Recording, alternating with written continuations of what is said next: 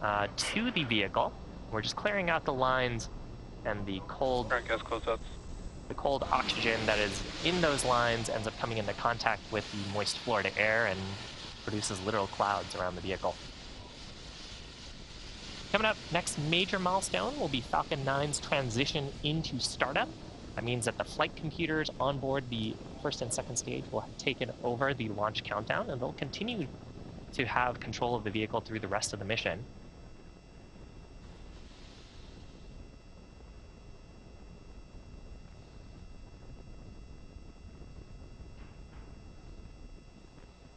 Next major milestone will be the launch director giving their final go for launch.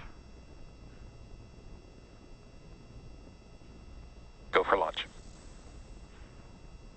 And with that call, all systems go for launch. Let's watch as this Falcon 9 takes the Transporter 6 mission to orbit. T-minus 30 seconds.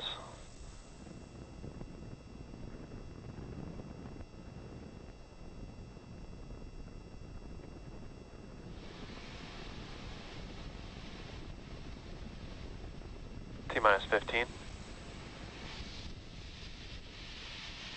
10, 9, 8, 7, 6, 5, 4, 3, 2, 1. And liftoff.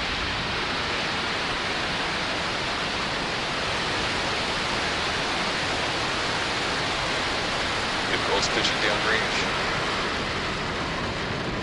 Stage 1 chamber pressure is nominal.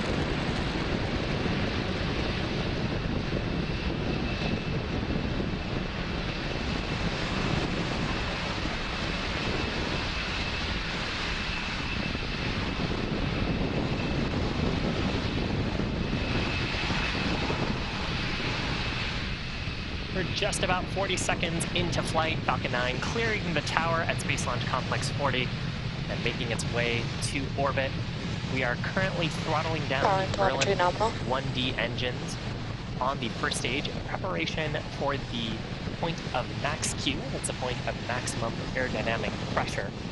Falcon 9 is supersonic. Maximum aerodynamic pressure is the point when the highest stresses are experienced by the vehicle during the ascent. Max Q. With that, we are through the highest stresses on the vehicle. Coming up, we've got several events back to back. The first of those is main engine cutoff, or MECO. There we'll shut down the 9 Merlin 1D engines in preparation for stage separation. Stage separation is where pneumatic pushers will separate the first and second stages. And then we'll have second engine start number 1. We just heard a call out for MVAC chill-in, so we've begun chilling in the turbopumps in preparation to start the Merlin vacuum engine on the second stage. While the second stage engine is burning, the first stage will be performing a flip maneuver, and then it will do a boost back burn. That boost back burn will ignite 3 of the Merlin 1D engines to make the first stage's way back towards land, since we are attempting a land landing today with this first stage. So again, those events back to back: MECO, stage separation, first stage flip, second engine start number 1, and then the boost back burn.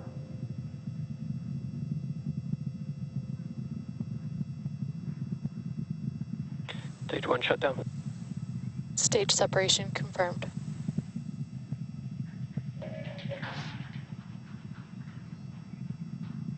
MVAC ignition.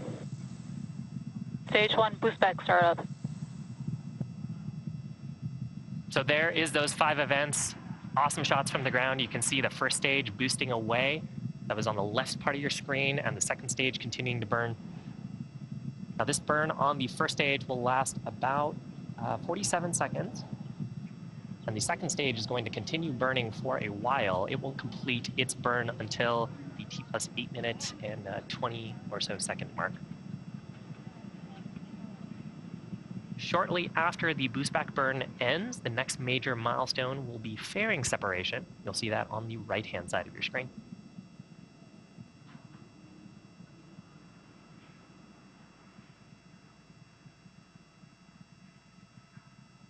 Stage 1 boost back shutdown. So there is successful shutdown of the boost back burn. You're seeing some pulses there from the ground from our attitude control system.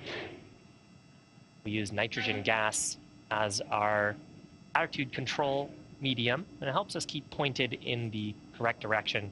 Here you can see the bursts firing on the first stage on the left-hand side of your screen, as we are also deploying our grid Fairing fins. separation confirmed.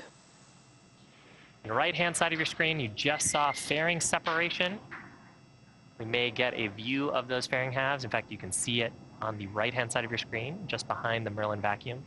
Heading back to planet Earth, we will be attempting to recover both of these fairing halves once they land back in the water on a recovery vessel named Bob.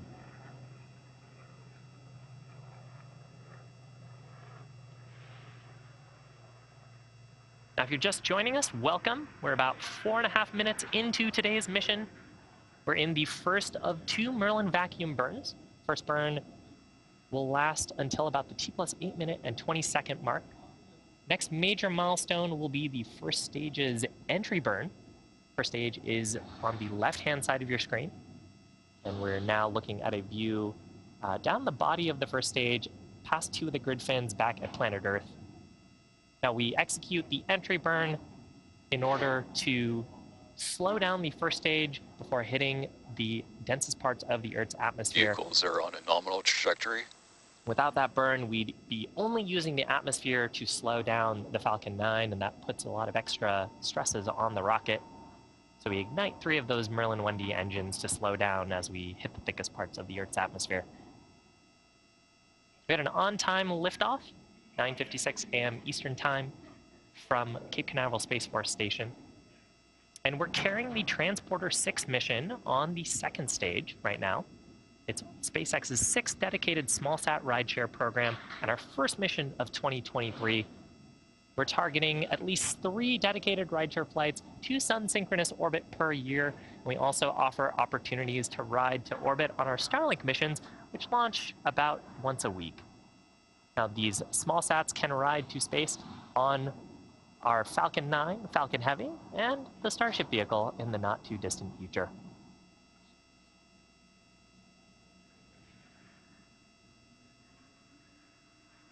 You can see that the grid fins have deployed on the first stage.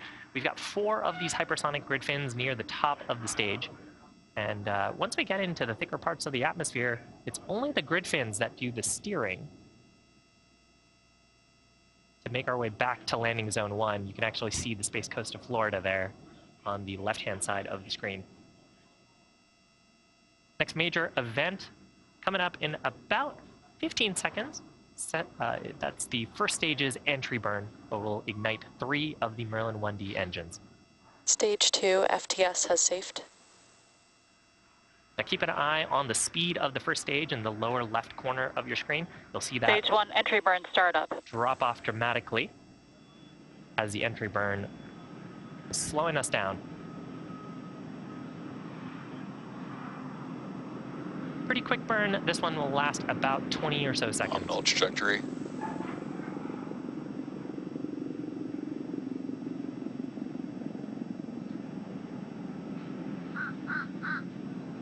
Stage 1 entry burn shutdown. And there is successful shutdown of those Merlin engines. Now, as we are slowing down, re-entering the Earth's atmosphere, if you're in the Florida area, you may hear some sonic booms. Stage 1 FTS has safed. We are attempting to recover this booster for the 15th time today, targeting this landing at landing zone 1. We've got just one more burn, which is the landing burn on the first stage. We'll ignite just a single center Merlin engine. That'll happen just before touchdown. Stage 1 transonic. On the right-hand side of your screen, we've got a ground view of stage 1. You can see the center engine Stage has 1 ignited. landing burn. We'll expect to see the 4 Stage landing 2 legs terminal deployed guidance. for a soft touchdown at landing zone 1. Now, during this, we'll also hear a call out of second engine cutoff on the second stage.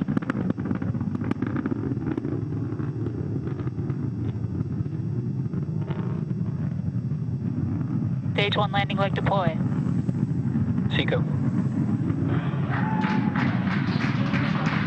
Stage 1 landing confirmed. So landing is complete. We also heard a call out there for Seco. Nominal parking orbit. Seco is second engine cutoff number 1. We just heard a call out as well for nominal parking orbit. And with that, we have landed the Falcon 9. It's our 161st landing of an orbital class rocket. This booster's 15th. Now coming up, our next major event will be in about 45 minutes. That is for second engine start number 2. And that'll be followed shortly by payload deploy of the first 35 payload deployment events. So we're gonna leave you with views from space, and we'll see you back shortly for second engine start number 2.